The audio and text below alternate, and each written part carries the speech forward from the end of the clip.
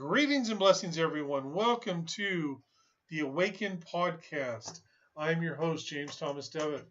We are sponsored, as always, by the Blue Star Spiritual Group, as well as the Blue Star Academy, the Hogwarts for Starseeds. I love that name. Of course, I love Harry Potter. What can I say? Today's very, very special. It's a very, very special day for me. Today I had the distinct privilege and honor and pleasure of having a couple of friends of mine from Wellington come down here to Dunedin, and they are here today, Graeme and Deb, and we are going to do a little chat podcast and just see where things go. We don't have anything really outlined or anything like that. We don't have a 10-point plan that's in PowerPoint that of what we're going to talk about and what we're going to discuss. We're just going to kind of go off the fly. It's going to be an interesting conversation. Welcome to the show, guys. Thank you, James. Thank you, James. Good to be here. That's great. It's great to meet you in Dunedin, down from Wellington. Absolutely loving it here. Yeah, the energy here is just off the chart. It's so amazing. We got loads of wee folk, loads of magic, and just amazing all around. So, do you have anything that you'd like to discuss that you think people would be interested in and whatnot? So the floor is open. Floor is open. Well, yeah. Let's talk about finding the joy and happiness in your day and having gratitude. I think it's a really important thing. Everyone gets so busy and caught up in the busyness. Yeah. And even if you're having a bit of a crap day at your work, whatever, find the little moments, to bring your happiness, to bring your balance, to come back into yourself. Yeah, so that's what we find. It's having gratitude for that. Even if you're having a really bad day, you might be on your lunch break. And a little sparrow might hop across. You're getting a piece of bread. Pretty cool. You might hear a bit of inspirational music on the radio, an old song that brings back memories. These are the joy that can uplift your day if you're having a bit of a bad day. It's just finding that happiness within, even though if your outer world's pretty crap, don't let it affect you. Oh, that's so true. And I mean, like when I used to work at Wellington Hospital, if I was having kind of a crap day, I would probably usually act even more silly than I normally did, just to make someone laugh, and just take the piss out of somebody, or have them take the piss out of me, or I'd push buttons on somebody to get them to react, just to give myself some entertainment. So, yeah, you got to do these little things. It's for mental health as well. Oh, for sure. Lift the mood, yeah. Make us feel better, make them feel better, and laugh. Laugh just makes us feel so much more alive, and yeah, it's great. It's really good for the soul. It is. It really is. And for myself, it's like I'm a very positive person and very optimistic, so it's very easy for me to shift things. But I mean, I still have my days where it's like, damn, I should not have gotten out of bed today. Oh, yeah. We all have those days. Yeah, for sure. Yeah, that's why I think it's important to just, stop, breathe, and just bring yourself back to that moment and sort of say, hey, things aren't so bad, and think of all the happy things and all the great things that are around us, and just centering ourselves, because it is easy to lose that when your day's sort of going off balance and things not going so well. Yeah. That's right. Yeah, and finally, be true to yourself too. We've talked about follow your call and all that. If you're really in an unhappy way, but you've been thinking about something I really love to follow your passion or try something new, live and go for it. Don't let fear hold you back. Try something new, do something crazy. Live in the moment. Don't worry about tomorrow. It hasn't happened yet. Don't worry about yesterday. It's been and gone. We've got today. Well, the other thing to remember is, I mean, okay, I'll be honest. I'm 53. Birthday's in February, and it's like I'm doing a course learning web design. How cool is that? So I'm thinking to myself, okay, the course goes from the end of October till the middle of February. I'm going to live those days anyway. Might as well have something to show for it at the end of it. Totally.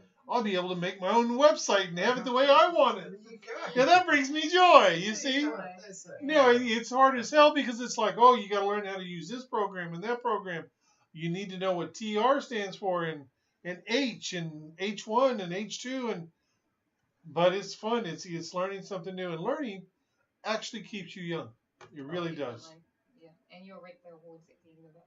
So Definitely. Yeah. So no, that's great. So finding the joy every day is an awesome thing. What do you think over here? Yeah, no, I think it's definitely a good thing, and just being grateful for what you have. I mean, even the homeless person on the street, just because he doesn't have a lot doesn't mean he's got nothing to be grateful for. I mean, you can always find the greatness. Look around you. We live in a beautiful country. We've got beautiful nature. There's always something that we can be grateful for. Appreciate the little things just too, appreciate the little stuff. Definitely. Nice sunset, or nice drive, or catching up with friends. Take the little bits of joy, throughout your day and bring them in. And the more you recognise and become aware of it, the more it will come. You'll find yourself being, more happy than you are, in the sad space. Just even writing a list out. What happened today? What was great? Start off small and write down every day all the things that you're grateful for, and it's amazing. It kind of like flicks the switch and just sort of makes you feel good, just by writing those things down of all the things that you're grateful for. And it comes within, as you touched on. There's multi-millionaires out there, who feel like they've got nothing and totally unhappy. And then you get the homeless person, who's absolutely happy. It's the mindset, it's the way you view. Actually, that's so true, because like I remember when I was a teenager, I went to a Methodist church in Oklahoma City, and our youth group went on a mission trip down to the bayous of Louisiana. And we broke into two teams, and one team went to Sager Brown, which was a school, and they basically had to paint a cafeteria, the inside of a cafeteria.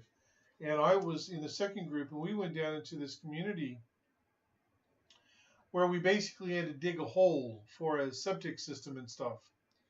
But it was wild, because the men who lived in this little community where we were at, they called themselves shrimpers.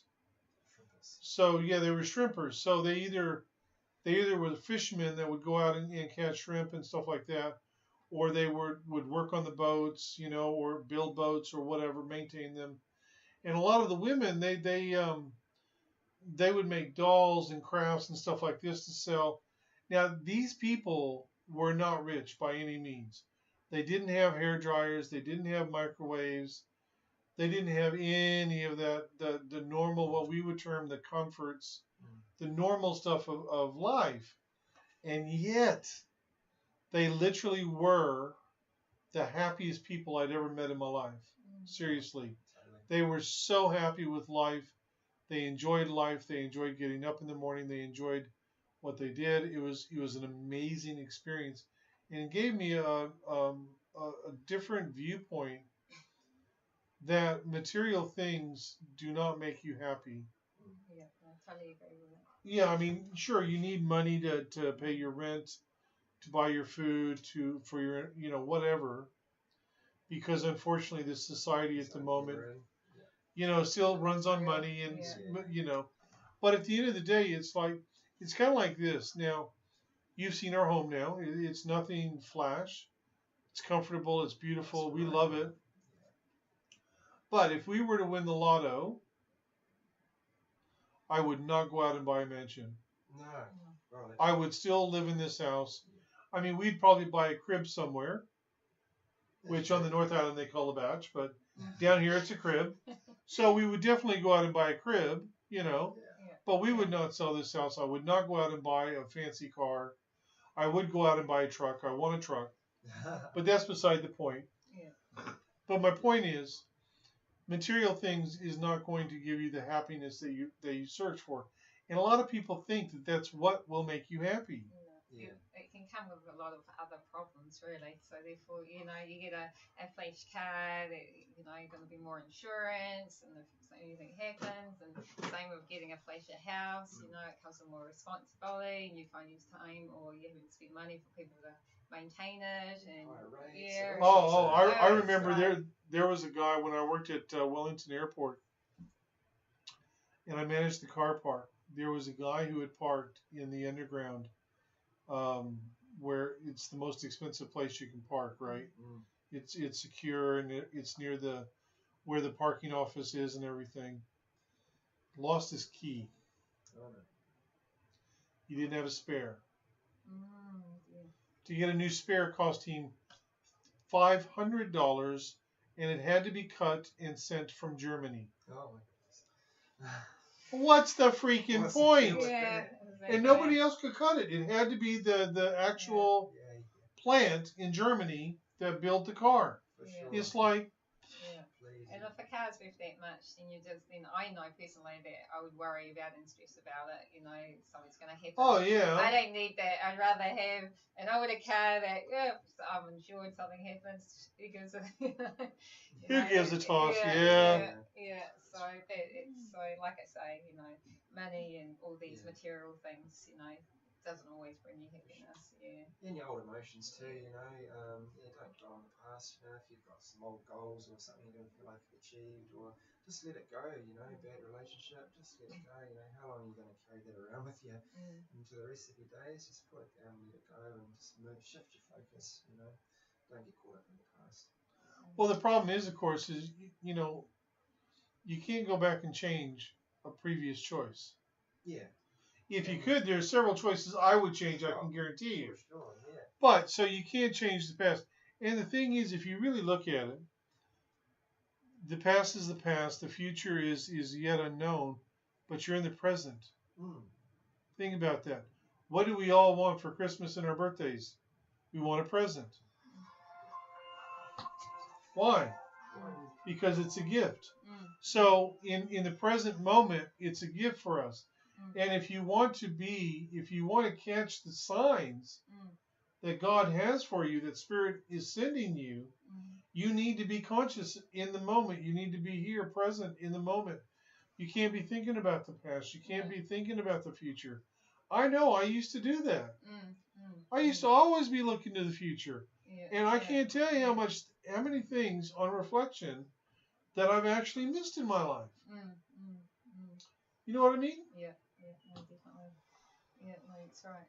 And I just want to recap to saying how you were telling the story about how you were with other people and how contagious that can be. I mean, we've had in my work, we've got people that are travelling, and I've had people that are backpackers and are travelling around New Zealand and stuff, and they've worked for us, just making money so they can travel around. Right. And just the last person we had working for us, just his gratitude and how much he appreciated, being here, meeting the new people, and just, his whole attitude was just amazing. And it just, it made me feel good, made everybody around him. It does, definitely. And when he was sort of thanking us, because he was, of course, back on his travels, you could just feel in my heart just the gratitude that he had, and the love, and it just opened my heart, and it kind of made me see that the other side, that just being around those people, how much healing you can do, and how much you can rub off on the other person as well. Well, It's it's interesting that you say that, because with Janice and I, we love our trash TV. So our current trash TV is Australian Ninja Warrior, kind of different. And the other one is the UK's X Factor. Oh, yeah.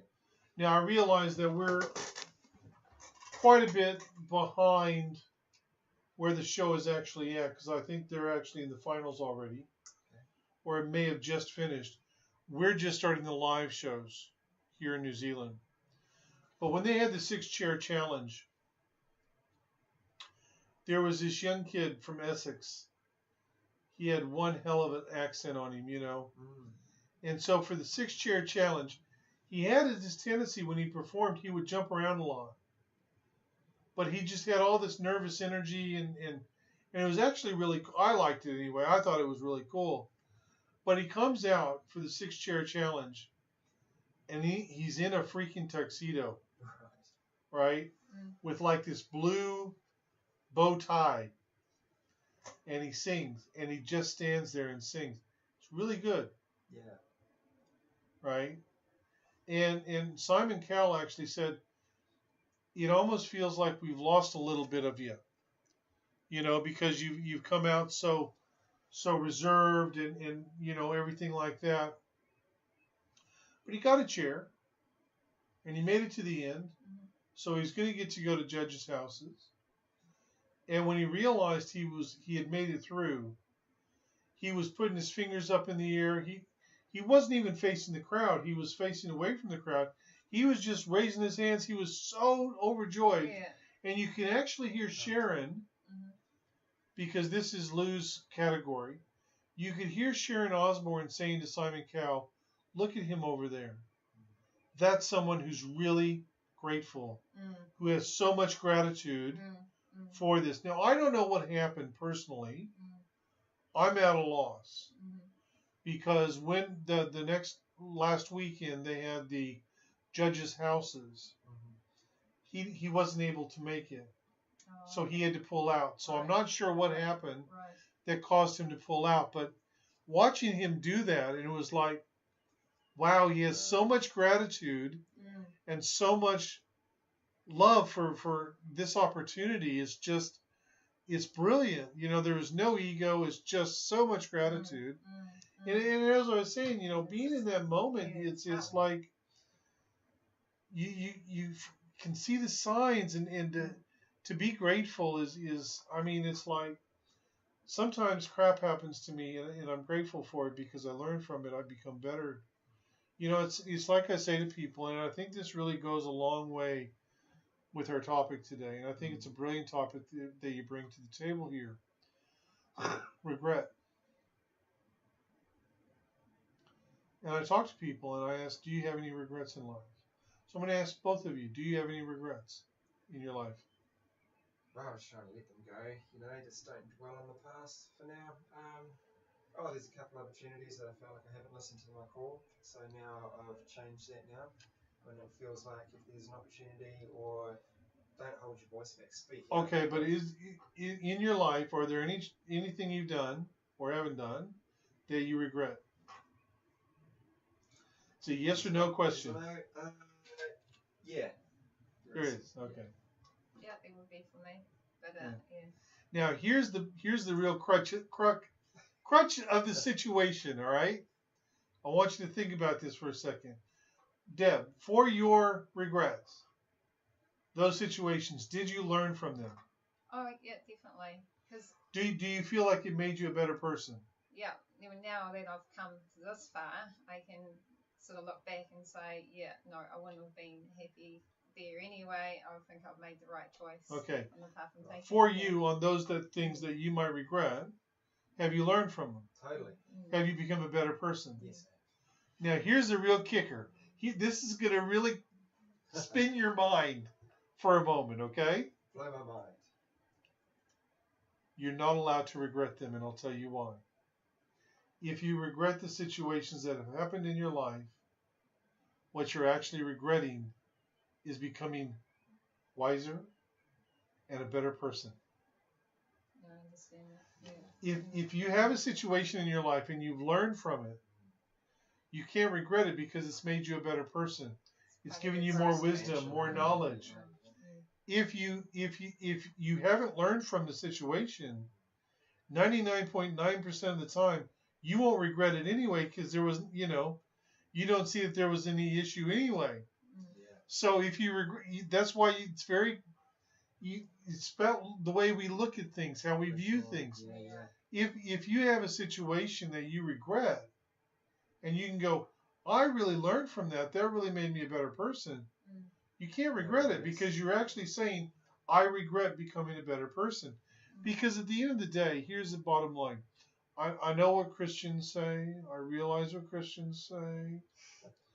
But there has not been one person who has lived incarnated on this planet as a human being who has lived a perfect life. There's no one. We all make mistakes. We all fuck up. We all screw up. It happens. It's part of life. I agree. Definitely. It's a part of it's part of the learning process. I've got some incredible friends who I know won't be listening to this, but I've got some incredible friends who live in Arkansas, Um, um, her mother is my oldest friend. I've known her since grade 2, and her and her husband has just had their third son about a year ago, a little over a year ago, and he's a dynamite. He's a dynamite. Loves to dance, right? Loves to dance. And I'm watching all these little videos that she puts up and pictures and stuff. And he's learning to speak. He's learning to say love you and different things like that. And you can see it, he'll make mistakes and he'll be the better for it. And he'll learn from it. I made mistakes. I've learned from it. I've become better at.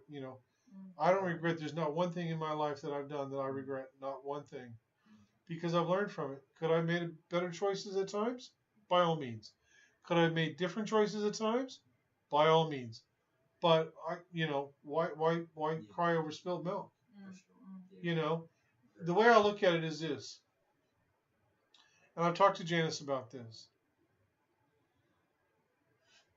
My mom told a lie in 1966, and because of that lie, I basically only got to see my father 4 times since I was 2. Now, on one side of the coin, you would say, "Oh, that's horrible. That's should never have happened." But if I look at it on the other side of the coin, had I been raised with my father, I would have probably been living in Mena, Arkansas, married with kids there, living my life there. I never would have met Janice. That's right. I never would have lived the life that I have lived with her.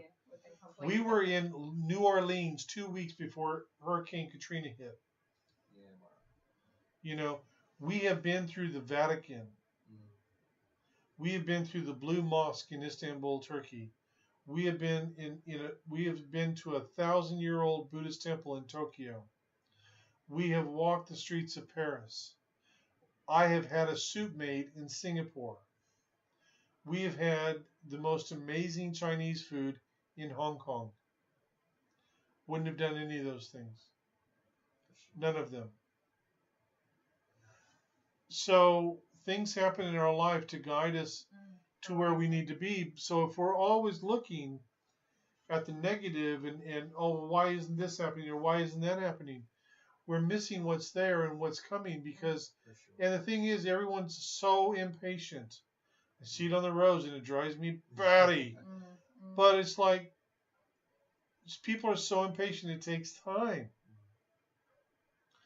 I got the information, the tools for the Blue Star Healing Method in 1995. It wasn't time for me to start teaching it until 21 years later. Wow. Patience. Yeah. But guess what? I'm teaching it. Yeah. You guys have done amazing stuff with that healing method. We have. Oh, yeah. I mean, for sure. It's been an amazing experience. Yeah, and I mean, like it's changed lives. Definitely.